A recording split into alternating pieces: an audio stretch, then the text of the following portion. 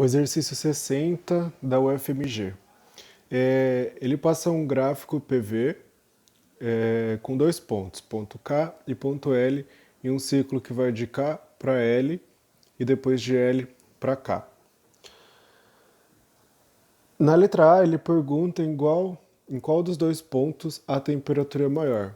Bom, para você saber qual temperatura é maior, é só você analisar qual dos dois pontos está mais longe da origem. Então, no caso, o ponto L ele está mais longe da origem. Para esse caso aqui, então, a gente tem que a temperatura em L é maior do que a temperatura em K.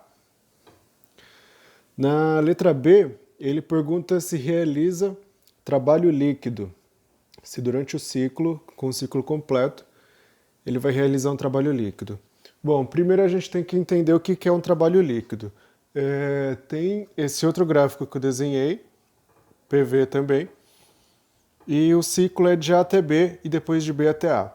Nesse caso aqui, ó, é fácil de você perceber que o trabalho de A até B é o negativo do trabalho de B até A, né? Esse trabalho é igual a menos esse outro trabalho. Isso significa, se você soma o trabalho do ciclo inteiro, vai ser igual a zero.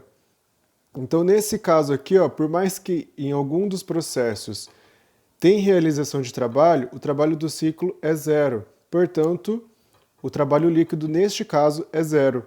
Neste outro caso aqui, quando ele pergunta o trabalho líquido, ele pergunta exatamente o trabalho total do ciclo.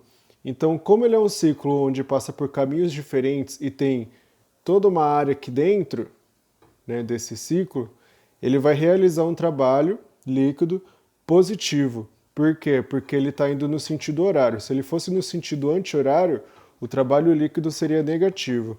Então aqui nesse caso ele tem um trabalho líquido positivo. Na letra C ele pergunta se é possível transformar todo o calor em trabalho. Né? Todo o calor que entra nessa máquina, se ele consegue transformar isso em trabalho.